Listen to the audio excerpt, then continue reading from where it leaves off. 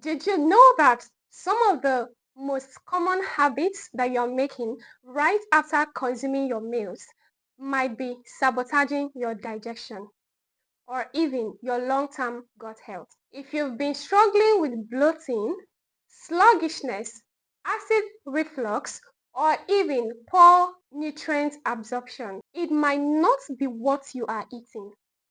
It might be what you are doing right after consuming your meals that is causing those health problems. Hi, you're welcome back to my channel. Hello, Wealth.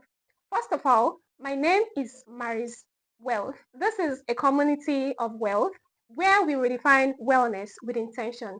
If you see my face for the first time, I want to say a very big welcome and thank you for tuning in. And if you're a returning subscriber, I appreciate you. I want to say that your time means so much to me.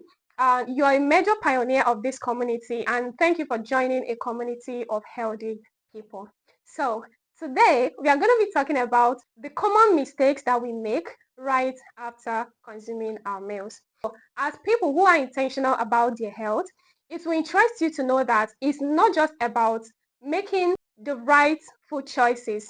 There is more to it, because it is one thing to choose your food, it's another thing to eat those foods in a healthy way, and then there is another thing about what you do right after consuming your meals, because you don't want to be someone who has put in so much effort in being mindful of what you eat, going the extra mile to prepare your meals, and then at the end of the day, right after consuming your meals, you are doing something that is sabotaging your digestion. You don't want that for yourself, right? Let's talk about 5 common mistakes that we make after we've eaten.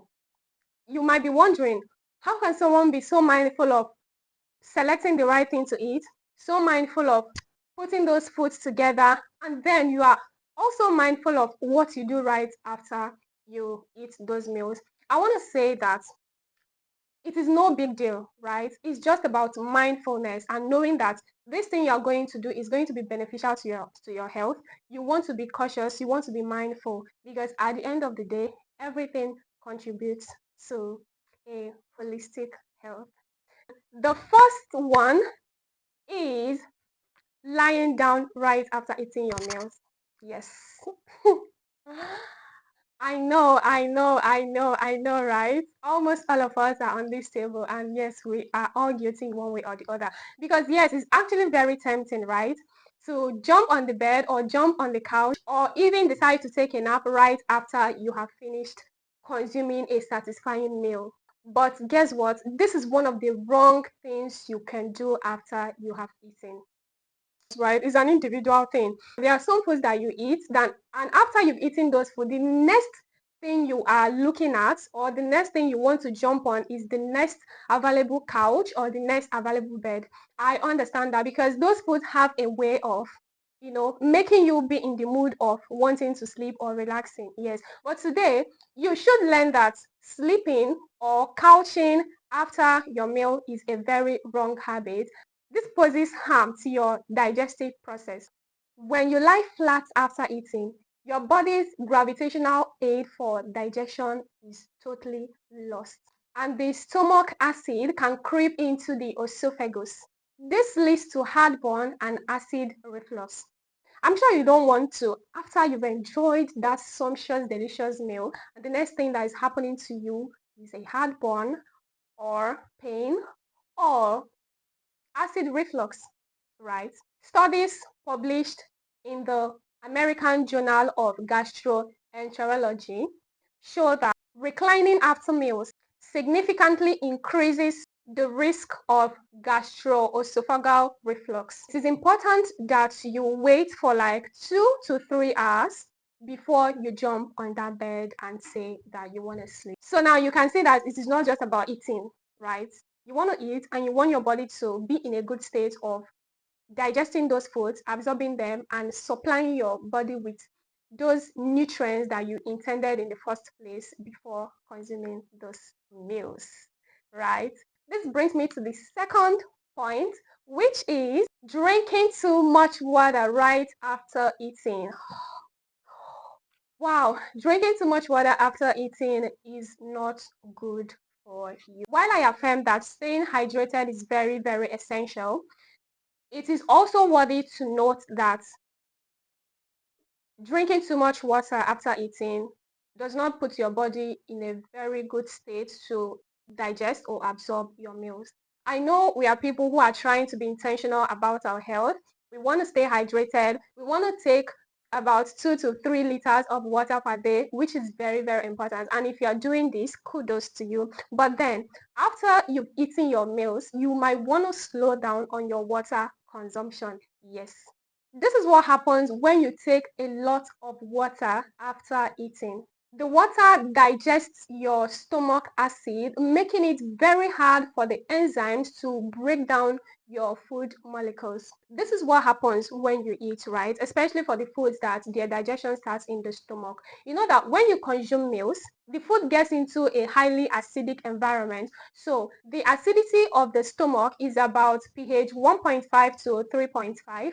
And when you consume water, this water dilutes this acid. And it is important to know that these acids are very, very important for breaking down those food particles, because at this point, the stomach secretes what we call hydrochloric acid, which is HCl. So drinking too much water dilutes those acids, which the body actually needs for breaking down your food particles. Now, the acidity of the stomach, which is about 1.5 to 3.5, it's important for activating digestive enzymes like peptin, which is the enzyme that works on protein. This is what you do. If you're someone who gulping too much water after eating, it is important that you slow down. So what you do is you can do either of these two. You take your water about 30 minutes before meal, or you can take it about 45 to 60 minutes after your meals. So this would make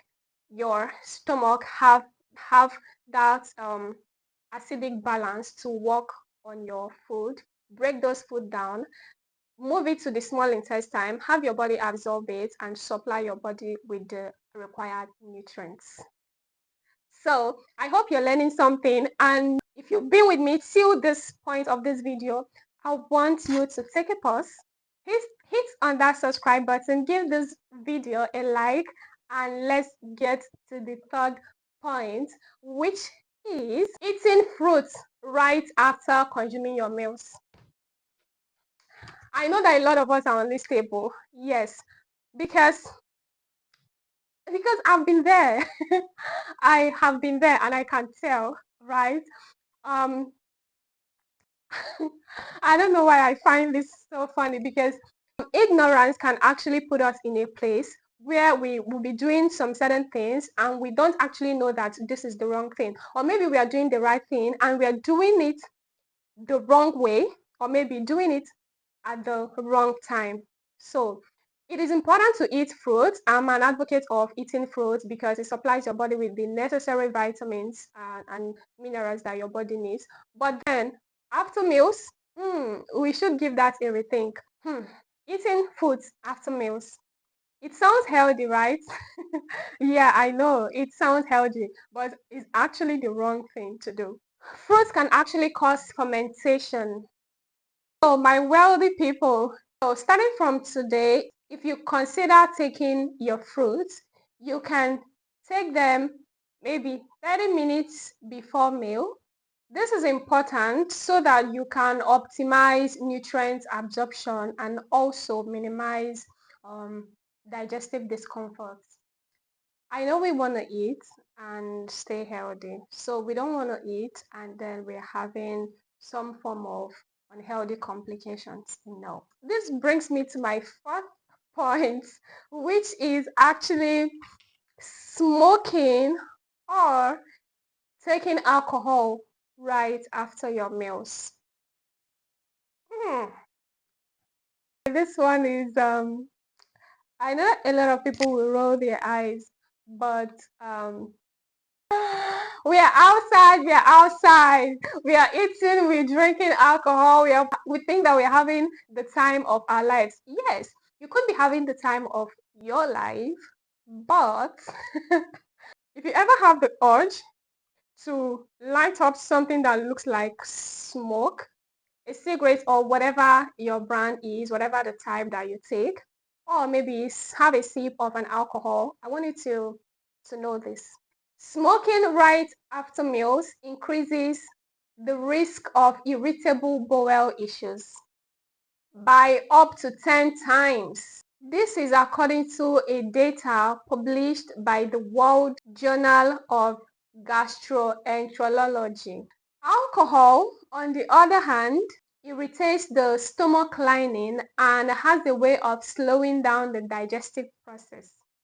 Both smoking and taking alcohol right after meals can contribute to long-term gut inflammation. Do you want that? Also increases the risk of gastric ulcers. So now you know better. Please do better. And I know by now you will be asking, what is the best time to take alcohol? Because a lot of people believe that you shouldn't take alcohol on an empty stomach. Yes. So what we are talking about is taking this alcohol or smoking right after your meals without even giving your body the appropriate amount of time for digestion to take place. So you give your body some time to digest your food before you want to maybe consume whatever alcohol or smoke whatever thing you want to smoke. The fifth point that could be the habit that is sabotaging your digestive health, engaging in intense physical activity. It is detrimental to engage in an intense physical activity. You don't want to engage in a very serious body movement like running, intensive workouts. Intense physical activity right after meals diverts blood away from your digestive organs to your muscles right after you finish eating, right? So you're confusing. You're confusing.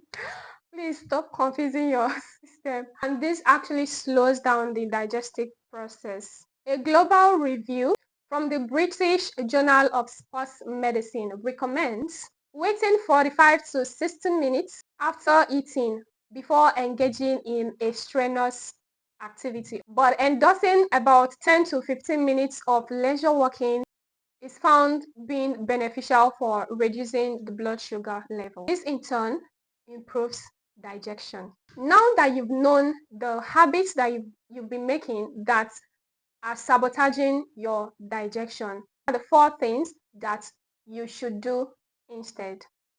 Engage in leisure walking. It actually helps to stimulate what we call peristalsis.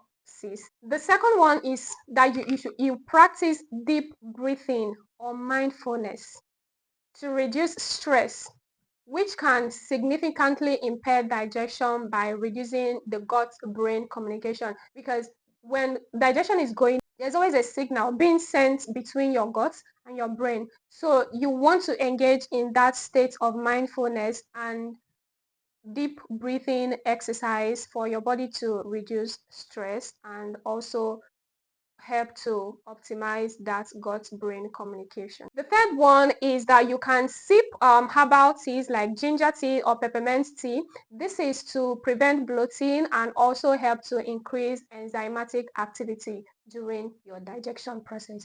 So the fourth one is put your phone down and reduce your screen time, because stress can actually increase or can trigger our cortisol level. Cortisol is a hormone that is responsible for working on glucose, protein, and fats, which you do not want.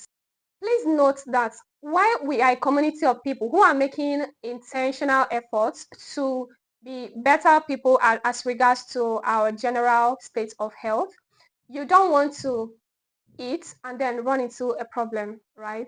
Every step of the way, we have to be mindful of the journey, because mindfulness brings us to a place of getting the desired result that we want. Your digestive health is the gateway for your overall health.